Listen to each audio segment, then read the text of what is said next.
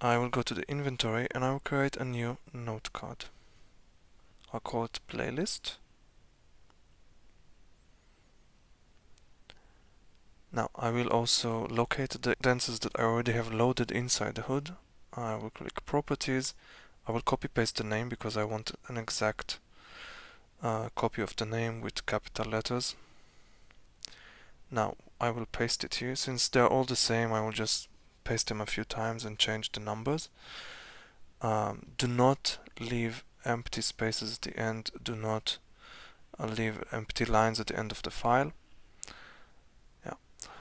Now, afterwards, we can just simply put the dance HUD on the floor, just like that. Now I will edit it, just like when we are loading it with animations. We will edit it,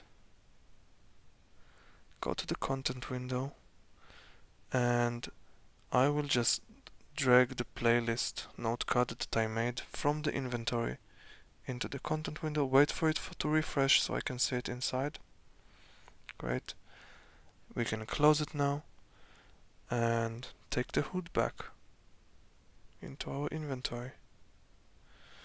Once the HUD is back in the inventory, you can see again we have a new copy. I will add the new copy and I will click the note card button, and you will see that in the list on the right we have something called playlist, and that's our playlist note card. I load it, it says loaded 3 animations, and we can press play and we will only play those animations now. If you want to reset that, I'm just showing here that you can see that there are only 3 loaded. If you want to reset that, all you can need to do is go to the Notecards button again and press the All option. The All option will just load everything from within the dance HUD. That's it.